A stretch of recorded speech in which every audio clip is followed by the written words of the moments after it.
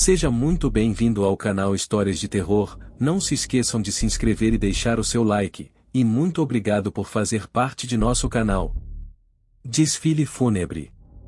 A terra das covas movimentam-se, abrindo passagem para que os pútridos defuntos retornem à superfície depois de anos de sono lúgubre. A população de Franco da Rocha, cidade interiorana, marcada por inúmeros mistérios, foi avisada sobre uma maldição carnavalesca de jamais festejar o carnaval durante a noite de quarta-feira de cinzas. O problema é que, de geração em geração, a tal lenda foi ficando esquecida, e cá estamos, nesse relato onde a mais fúnebre das festas aconteceu. No centro da cidade, 3 escolas de samba se preparam para começar o desfile, enquanto que, no cemitério não muito longe dali, defuntos macabros se aprontam para a nefasta folia. Ninguém poderia imaginar que uma linda noite fresca, de céu tão limpo e repleto de estrelas, reservava um acontecimento amedrontador que faria o mundo virar pelo avesso, trazendo o inferno e seus demônios às ruas para participarem do primeiro dia de Quaresma. Folia na cidade, ou show de horrores no cemitério.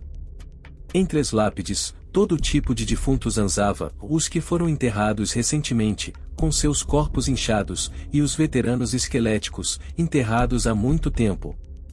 A multidão de carne podre ambulante preparava seus caixões para o terrível desfile fúnebre. Na cidade, a primeira escola de samba começa a desfilar, o povo vibra, dança e canta. O desfile em Franco da Rocha não era nada comparado aos grandes sambódromos, mas, a extensa rua de terra, onde os carros alegóricos percorriam, passando entre arquibancadas de madeiras do lado direito, e um vasto matagal obscuro do lado esquerdo, era mais do que suficiente para entreter a população daquela cidadezinha. O problema é que depois do imenso matagal começa o cemitério, lugar onde todos acreditavam que os cadáveres infames jaziam no sono perpétuo, não naquela noite. Já passava da meia-noite e a última escola de samba de Franco da Rocha, e a mais popular de todas, começava a desfilar, e como sempre, encerrando com o melhor show. Do lugar mais alto da arquibancada, um velho ébrio se incomodava com o que seus olhos enxergavam depois do matagal. Além de avistar os vultos negros dos pinheirais dançarem, alucinação causada pelo excesso de bebida, o velho pôde enxergar no horizonte algo alado, escuro, sobrevoando lentamente os pinheirais, vindo de encontro ao último desfile que acontecia. Cada vez mais próximo, o objeto obscuro começava a se identificar aos olhos do bêbado que, bruscamente, se levantou apontando o dedo para o matagal, gritando e chamando a atenção de todos que desviaram o olhar para os tenebrosos pinheirais. A maldição! A maldição! Fomos avisados. Ninguém tinha dúvida do que era o objeto que sobrevoava os pinheirais, um caixão, sim, um caixão mofado e encardido de terra, com alças de metal enferrujadas nas laterais. Eu poderia dizer que as pessoas mais ligeiras tiveram sorte e correram para longe daquele lugar, mas, assim que o caixão pousou na estrada de terra, os que correram para a penumbra ao fim daquela estrada tiveram um embate com outros caixões. Dezenas e dezenas de caixões sobrevoavam os céus de Franco da Rocha. Não havia escapatória. O pavor assumiu o lugar da animação. No rosto de cada um, o arrependimento por não crerem em uma lenda tão antiga, desrespeitando-a e praticando a folia justamente no dia proibido. Agora, a única coisa que podiam fazer era observar os caixões cuspindo suas tampas para cima, liberando a saída dos defuntos que ali dentro estavam. Em média, 30 caixões cercavam os festeiros. Ao saírem de seus leitos funerários, os falecidos disseminaram velas acesas por toda parte, deixando a atmosfera daquela estrada de terra cada vez mais macabra. O cenário era extremamente nefasto, com caixões e defuntos à luz de velas, urnas macabras cortando os céus e um terrível aroma funesto, soprado pelos fortes ventos que vinham dos pinheirais. Além dos gritos de desespero dos que estavam na folia, alguns dos defuntos rosnavam em agonia, emitindo sons de suas bocas decrépitas, causando um enorme arrepio. O som era indescritível, mas, se pudermos imaginar o mais semelhante, já imaginou como seria o som do inferno? A chegada desses seres malditos tinha um propósito muito maior do que apenas assustar os que desrespeitaram a lenda. O objetivo principal era fazer uma coleta fúnebre. Então, mesmo estando podres e aparentemente pesados, os defuntos iniciaram o ataque com agilidade, capturando o máximo de pessoas possíveis e colocando-as dentro dos caixões. Metade das pessoas que estavam na folia foram encaixotadas, o restante, enquanto lutavam por suas vidas, ouviam as batidas vindo de dentro dos caixões lacrados, daqueles que ainda permaneciam vivos ali dentro.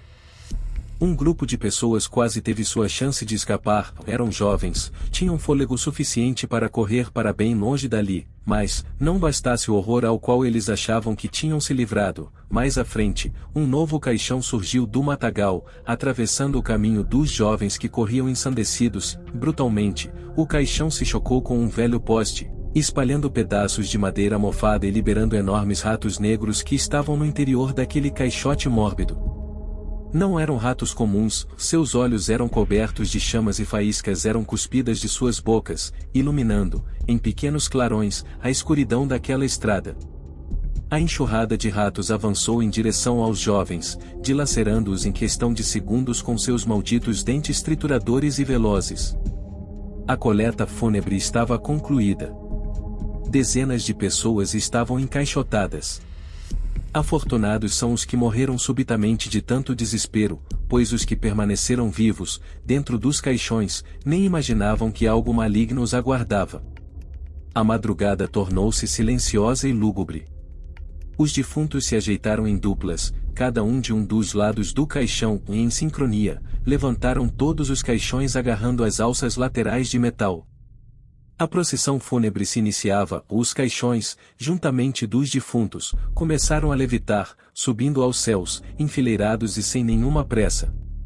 Além das pancadas de desespero que vinham dos que estavam vivos dentro dos caixões, e dos ruídos cruéis do vento, um novo som surgiu da boca dos defuntos, e eles cantarolavam uma sinfonia profana, conduzida apenas por gemidos, uma verdadeira orquestra pútrida. Assim eles vagavam rente aos pinheirais, carregando seus caixões, em direção ao cemitério.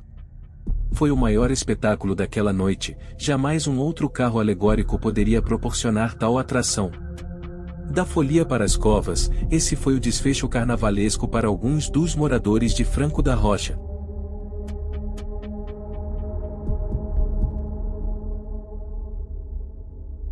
O conto do cemitério, relato de um coveiro. Onofre era um velho coveiro que trabalhou durante toda a sua vida em um pequeno cemitério. A sua casa ficava bem no centro dele. Como ele convivia com os mortos diariamente, nunca teve medo de assombrações, sequer acreditava em fantasmas. Porém, uma noite ele estava caminhando pelo cemitério como de costume, pois muitos jovens costumavam se reunir lá durante a noite, bebiam e faziam a maior bagunça. Mas esta noite estava tranquila, era noite de lua cheia, ele quase não precisava usar a sua lanterna para iluminar o local. Após caminhar por todo o cemitério, ele voltou para sua casa. Onofre sempre foi um homem solitário e morava sozinho, deitou em sua cama, pouco tempo depois ouviu alguém bater em sua porta. Quando ele abriu, para o seu espanto não havia ninguém. Neste momento ele achou que poderia ser alguma brincadeira de um dos jovens que frequentava o cemitério e não deu muita importância. Fechou a porta e foi para o seu quarto. Quando olhou pela janela ele pôde ver um velho senhor sentado em uma das sepulturas. Rapidamente, ele correu em direção a ele, mas de fora da casa ele não podia mais ver ninguém. Ao aproximar-se do túmulo verificou que havia a foto de um homem velho, parecia ser o mesmo que havia visto pela janela. Então ele pensou que poderia ser a sua imaginação e quando virou de costas para o túmulo para voltar para casa ele deu de frente com o velho homem. O mesmo da foto, ele ficou amedrontado e começou a rezar e pedir para que o homem fosse embora. Mas o velho senhor insistia em bloquear a sua passagem e lhe disse que aqueles garotos haviam feito algo terrível em sua sepultura, disse que não tinham respeitado o seu descanso e que todos morreriam um por um, pois o que eles tinham feito era imperdoável. Após dizer tudo isso ele simplesmente desapareceu. Onofre correu até a sua casa e trancou a porta, não conseguiu dormir durante toda a noite. No dia seguinte um carro funerário entrou no cemitério e foi direto até a capela onde eram realizados os funerais. Os funcionários preparavam o velório e quando ele entrou na capela ficou espantado ao ver que o corpo que estava ali era de um dos jovens que frequentava o cemitério. Aos poucos, parentes e amigos do jovem chegavam para o funeral. Os outros 2 jovens que costumavam frequentar o cemitério, outro garoto e uma garota, também chegaram pouco tempo depois. Foi então que Onofre se dirigiu até eles e perguntou o que eles haviam feito no túmulo do velho senhor. Os jovens ficaram espantados com a pergunta do coveiro e se recusaram a responder. Onofre insistiu, disse ainda que eles corriam grande perigo e lhes contou o que havia ocorrido no cemitério na noite anterior. Os jovens ficaram atormentados após ouvirem o relato do coveiro e correram para fora do cemitério, não esperaram sequer o enterro do amigo deles. Após o jovem ser enterrado, Onofre voltou para sua casa, tomou banho e ao entrar em seu quarto pôde observar o fantasma do velho sentado em sua sepultura. Ele sorria de uma forma assustadora e sarcástica. Passaram-se alguns dias e nada de estranho aconteceu no cemitério. Porém uma certa manhã, o carro funerário entrou no cemitério. Desta vez quando ele entrou na capela observou que os funcionários da funerária colocaram um caixão lacrado na capela. Após alguns minutos ele pode ver um quadro que foi posto ao lado do caixão. A fotografia era do outro garoto. Ele acompanhou todo o funeral aguardando que a garota aparecesse, porém o corpo foi enterrado e ela não apareceu. No dia seguinte pela manhã a garota bateu em sua porta. Ela chorava muito e implorava pela ajuda do coveiro, pois ela sabia que seria a próxima.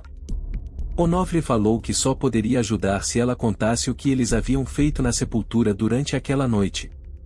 Neste momento a garota começou a lhe relatar o que aconteceu, porém implorou para o coveiro não contar nada a ninguém, pois o que eles haviam feito era algo muito terrível.